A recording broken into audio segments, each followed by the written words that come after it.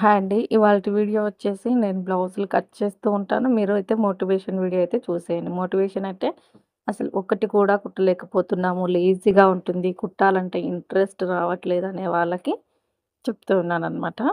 అసలు వర్కొచ్చి ఖాళీగా ఉండడం కంటే కూడా చేసుకోవడం బెటర్ కదా! అసలు ముఖ్యంగా బద్ధకం. బద్ధకం అనేది ఒక శత్రువు లాంటిదనమాట. ఏంటంటే మనం లేజీగా కూర్చున్నామనుకోండి, అది కూర్చోమనే చెప్తుందనమాట. ఈ పననే కాదు, ఇంట్లో పనని ఏ పనైనా రేపు చేద్దాంలే, దాన్ని మళ్ళీ రేపు చేద్దాంలే అని పోస్ట్‌పోన్ చేస్తూ వచ్చామనుకోండి, అది అలాగే అలవాటయిపోతుందనమాట. కాకపోతే ఏదైనా కొంతమందుంటారు చూడండి, ఏదైనా పని ఉందంటే నిద్ర కూడా పోరనమాట ఆ పని కంప్లీట్ చేసేవరకి. అంటే అలా చేయాలనమాట. అలా చేస్తేనే ఈ స్టిచ్చింగ్‌లో మనం ముందుకెళ్ళగలుగుతాం. మనం తీసుకొని కుట్టకుండా అలాగే పెట్టేసి ఈ పనైనా, ఏ పనైనా ఏదైనా చేస్తామని చెప్పి చేయకుండా కూర్చుంటే మాత్రం అది మీకు సెట్ అవ్వదు.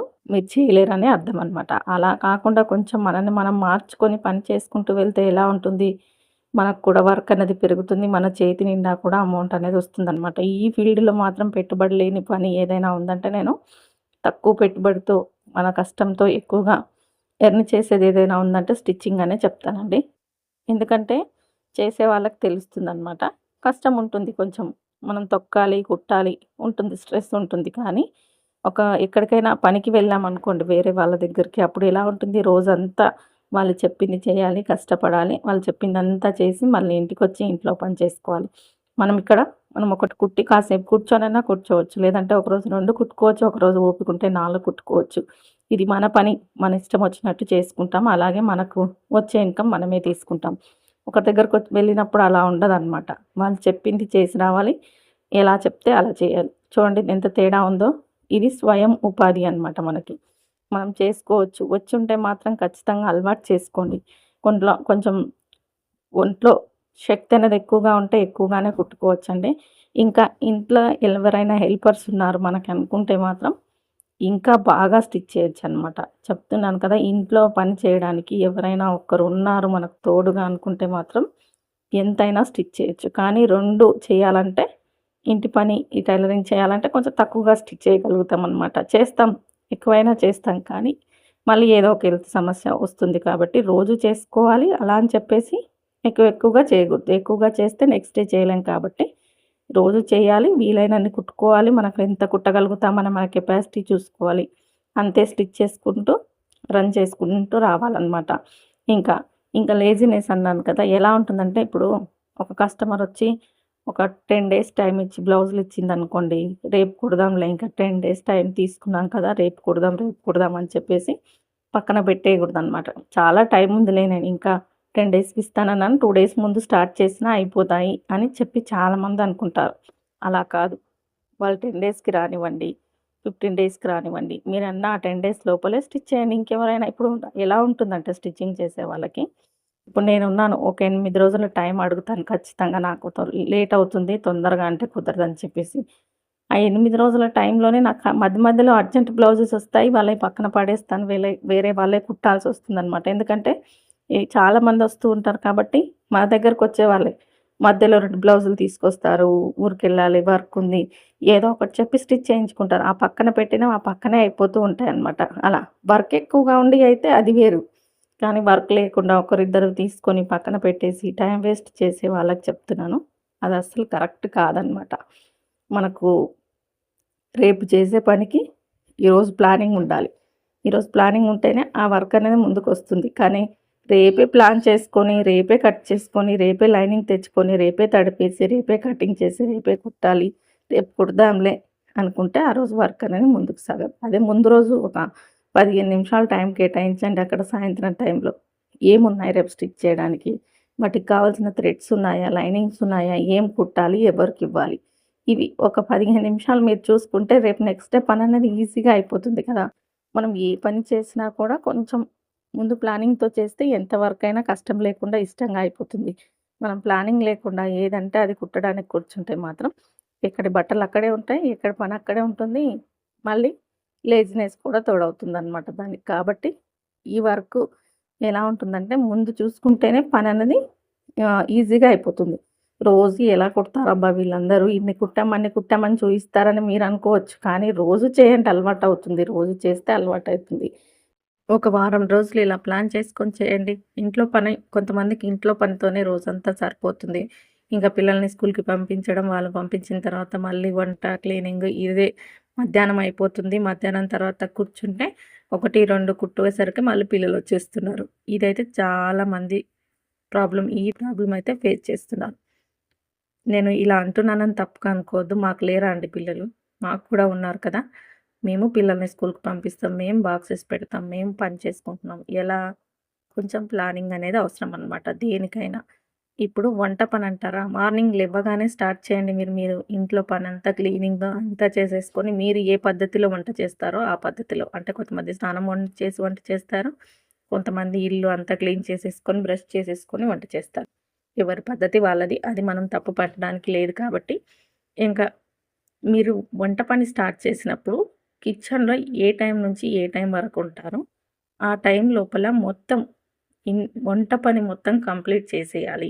లేదు ఇప్పుడు టిఫిన్స్ చేస్తాను, నేను మళ్ళీ ఆఫ్టర్‌నూన్ వెళ్ళి లంచ్ చేస్తానంటే మాత్రం స్టిచ్చింగ్‌కి సెట్ అవ్వదు. ఇది మాత్రం 100కి 100% నేను చెప్తాను. ఎందుకంటే కిచెన్‌లోనే రోజంతా సరిపోతుంది. పొద్దున కొంతమంది ఏం చేస్తారు, పిల్లలు వెళ్తూ ఉంటారు కదా స్కూల్‌కి, వాళ్ళ వరకు వండేసి వాళ్ళకి బాక్స్ పెట్టేసి పంపించిన తర్వాత మళ్ళీ ఇంట్లో వాళ్ళకి మళ్ళీ వండుతుంటారు. ఇంకెక్కడ టైం ఉంటుందండి మీకు స్టిచ్చింగ్ చేయడానికి? ఉండదు. కాబట్టి మేము స్టిచ్చింగ్ చేయాలి, మాకు ఇంట్రెస్ట్ ఉంది, మేము కుట్టాలి, మాకు వర్క్ వస్తుంది అనుకునే వాళ్ళు కిచెన్‌లో పని 9:30 వరకు అయిపోవాల్సింది. 9 వరకు కూడా అయిపోతుందండి వంట. టిఫిన్స్, వంట 2 కూడా చేసేయొచ్చనమాట. ఎందుకంటే నేను రోజు చేసే పని అదే.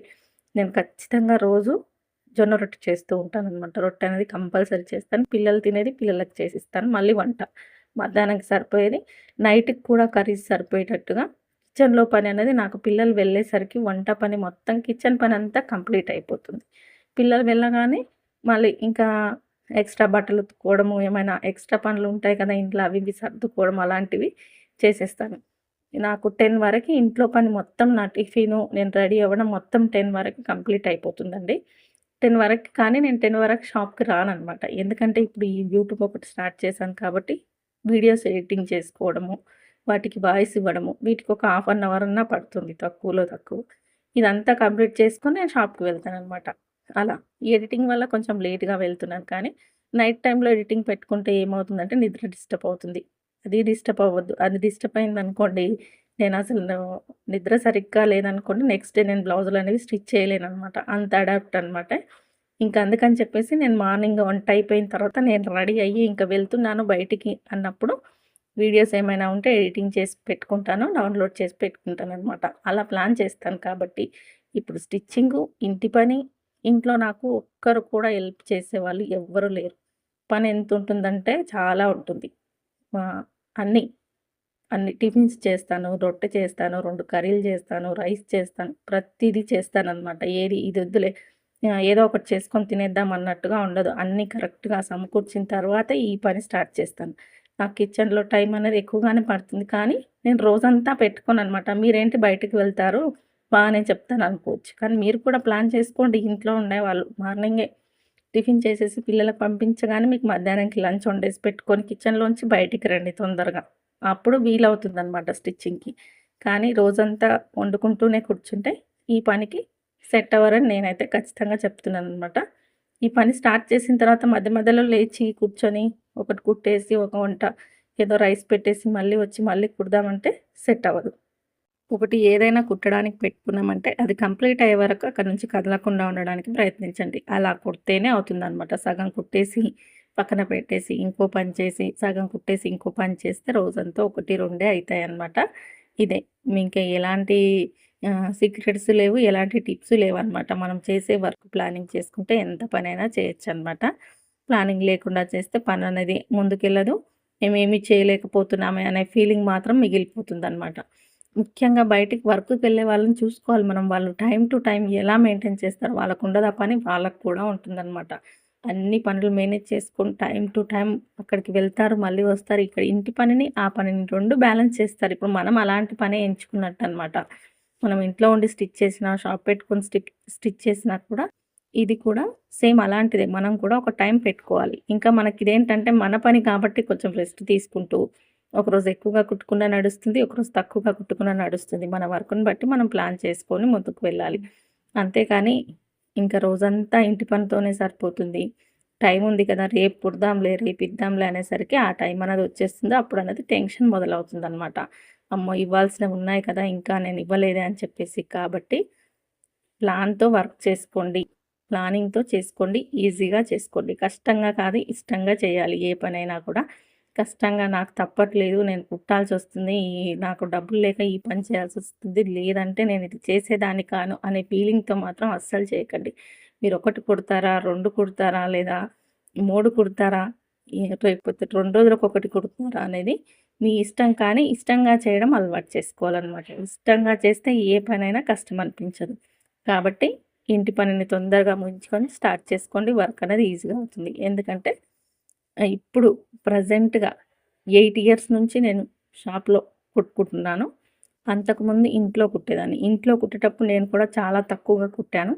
8 ఇయర్స్ నుంచి షాప్ రన్ చేస్తున్నానంటే నా అనుభవంతో చెప్తున్నాననమాట. ఊరికే టైమ్ పాస్ మాటలైతే కాదు. ఈ వీడియో మీకు ఎంతో కొంత యూజ్ అయి ఉంటుందనుకుంటున్నాను. నచ్చితే లైక్ చేయండి, సపోర్ట్ చేయండి, సబ్స్క్రైబ్ చేసుకోండి. చాలామంది కూడా సబ్స్క్రైబ్ చేసుకోకుండా చూస్తున్నారండి. మీరు సబ్స్క్రైబ్ చేసుకుంటారని అనుకుంటున్నాను.